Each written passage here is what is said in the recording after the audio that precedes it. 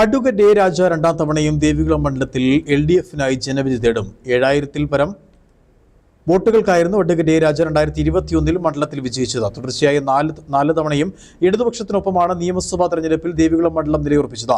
A രാജ രണ്ടാം തവണ പോരാട്ടത്തിനിറങ്ങുമ്പോൾ തികഞ്ഞ വിജയപ്രതീക്ഷയിലാണ് സ്ഥാനാർത്ഥിയും പ്രവർത്തകരും.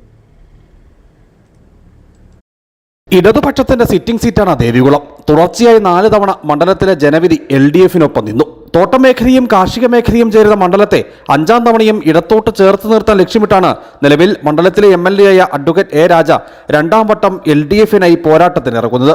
3 തവണ S രാജേന്ദ്രനിലൂടെയായിരുന്നു മണ്ഡലത്തെ ഇടതുപക്ഷം നിലനിർത്തിയതെങ്കിൽ പുതുമുഖമായി എത്തിയായിരുന്നു കഴിഞ്ഞ തവണ അഡ്വക്കേറ്റ് എ രാജ മണ്ഡലത്തിൽ വിജയക്കൊടി പാറിച്ചത്. എ രാജയ്ക്ക് MLA എന്ന നിലയിലുള്ള മണ്ഡലത്തിലെ മുഖപരിചയവും നടത്തിയിട്ടുള്ള വികസന പ്രവർത്തനങ്ങളും ചർച്ചയാക്കി 5ാം തവണയും മണ്ഡലത്തെ ചേർത്ത് നിർത്താമെന്നാണ് LDF നേതൃത്വത്തിന്റെ പ്രതീക്ഷ.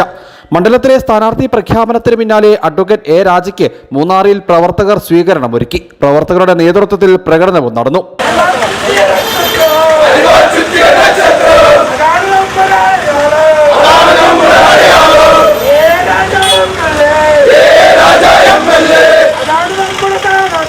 ഇടതുപക്ഷ ജനാധിപത്യ മുന്നണി 5ാം തവണയും ദേവികുളം മണ്ഡലത്തെ ചുവപ്പിച്ചു നിർത്തുമെന്ന് അഡ്വക്കേറ്റ് എ രാജ MLA പറഞ്ഞു. ഇടതുപക്ഷ ജനാധിപത്യ മുന്നണി ഈ മണ്ഡലം വീണ്ടും 5ാം തവണയും ചുവപ്പിച്ച് നിർത്തും എന്നതിൽ യാതൊരു സംശയവുമില്ല. കോൺഗ്രസിൽ നിന്നുള്ള D കുമാറും NDAയിൽ നിന്നുള്ള ഗണേശനുമായിരുന്നു 2021-ൽ ദേവികുളം മണ്ഡലത്തിൽ എ രാജയുടെ എതിർ സ്ഥാനാർത്ഥികൾ.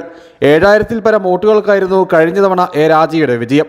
2021-ന് മുമ്പ് 3 തവണ മണ്ഡലത്തിലെ ഇടതുപക്ഷ MLA ആയിരുന്ന S രാജേന്ദ്രൻ ഇത്തവണ CPM-നോട് പിണങ്ങി BJP ചേരിയിലാണെന്ന പ്രത്യേകതയും ഇത്തവണത്തെ തിരഞ്ഞെടുപ്പ് കാലയളവിനുണ്ട്. കഴിഞ്ഞ തവണ എ രാജ 59,000-ലധികം വോട്ടുകളും D കുമാർ 51,000-ലധികം വോട്ടുകളും ഗണേശൻ 4,000-ലധികം വോട്ടുകളുമാണ് മണ്ഡലത്തിൽ നേടിയത്.